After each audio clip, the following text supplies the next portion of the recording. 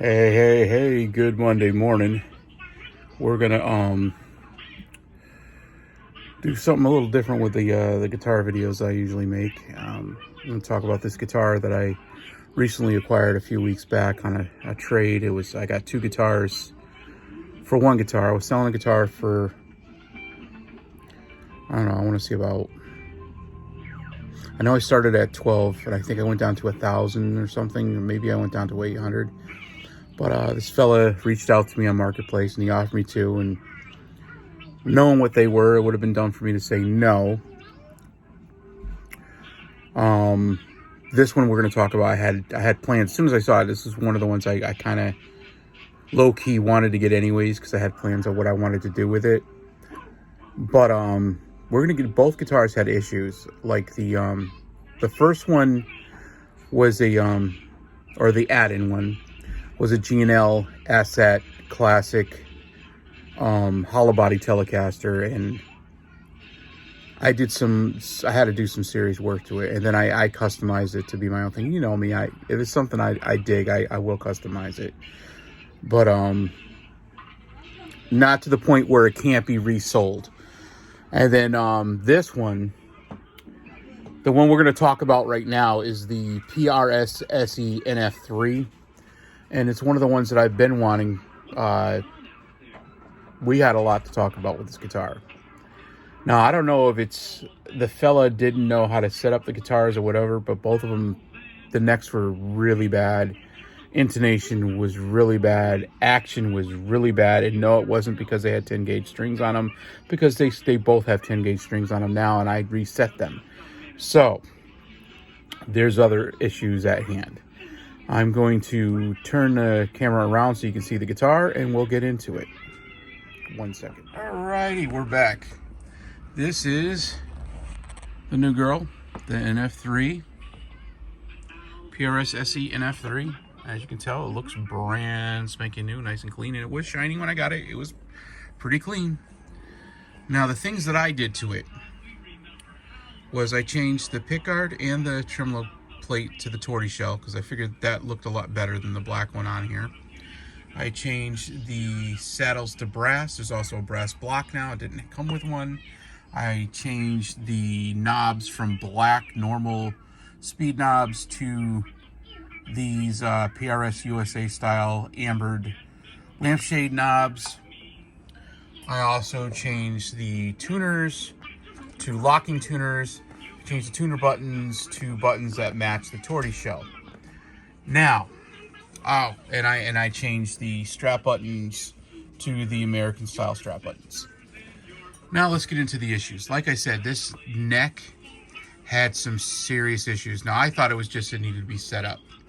Upon digging into the guitar to do the mods and then repairs, it was more than just a setup. And we'll get into that. I'm really not sure why PRS is no longer paying attention to the quality of the import series of their guitars. Because we all know the ones that were made in Korea were phenomenal. I'm talking, they were close, on par. Some of them I'd even say were better than some of the cores I've played, which is crazy to think of. But these new ones that are coming out of Indonesia, at least this one, is riddled with issues. And I'm going to show you one of the issues. Now, PRS is known for their attention to detail. And that goes right into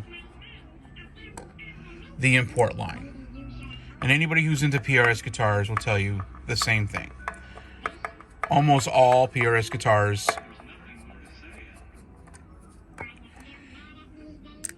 including the imports, there's specific attention to detail. Like the fit and finish is beyond awesome. It's like, compared to other companies, it's amazing. And for it to reach out to the import versions as well as the American versions is crazy itself. Because it's two different companies. I mean, it's the same company, but it's not. Okay? So let's get into here. Can you see that? See that white? That's not rubbing compound. That's not rubbing compound. That is, and it's under the pickguard like that too. Look at. That is not rubbing compound.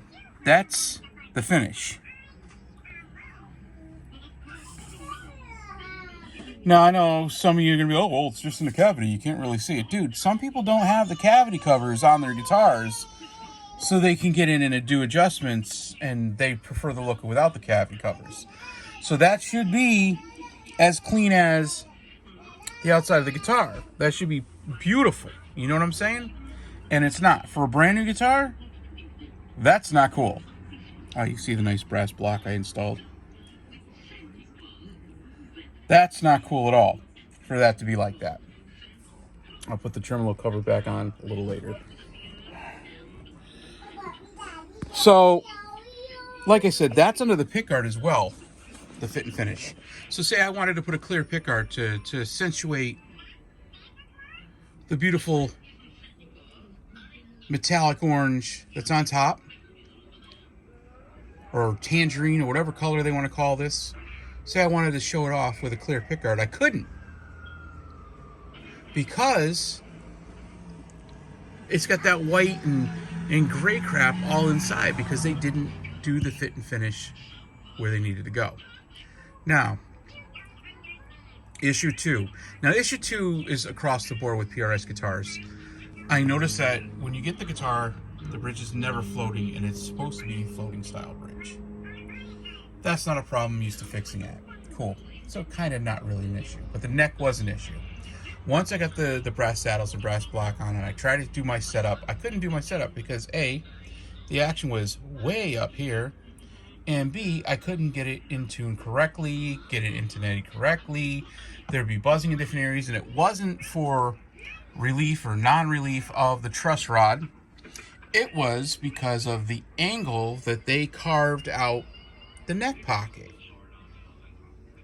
So this neck was diving way too far this way. So I had to shim it. Now that I shimmed it, it floats. It's perfect. There's no buzzing. There's no issues. And this is all stuff I think that should have been done at the factory. This guitar, I'm feeling this guitar should never have left the factory in the condition it was in.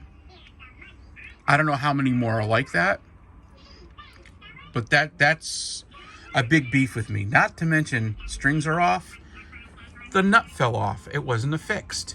So I had to use tight bond to put that back on. Cool.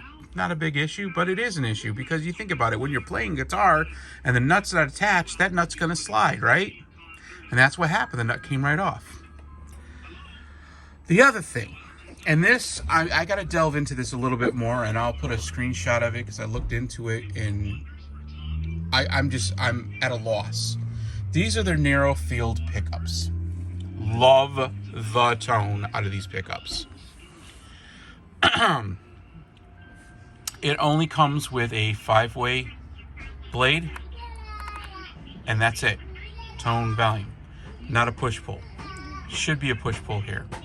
There should be different ways to access tones, and I'm going to tell you why. These pickups are not 2 or 3 wire pickups. These are 4-wire conductor pickups, meaning you should be able to split the coils. Although they're supposed to be single coils, at least that's what people keep saying, but they're not. If you look it up, the narrow field pickups are designed so you can switch between coils. You can switch between coils to make different tones. It depends on how you wire it. So now I have to look into getting a push-pull, maybe even another toggle, because what I want to do is be able to split between these. I want to be able to go hum, go the full pickup, both full pickups, full pickup, both full pickups, both full pickups, all 3 pickups, single coil, single coil, single coil, be able to switch in between. That's what I'd like to do. So I need to figure out how to do a type of wiring like that.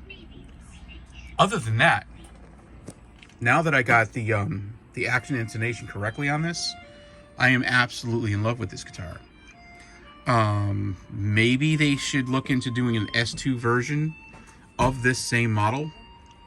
Maybe because it'll be made in Maryland, it'll become out a lot nicer, less issues. I feel that an S2 version is needed.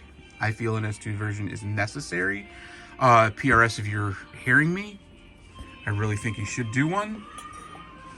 If not an S2, at least a core. Because this abomination of the PRS name, when it came into my hands, it was an abomination. When it came out of the factory, it was an abomination. It's crazy. And I don't know how many other people have imports of the PRS guitars out of Indonesia that have had issues.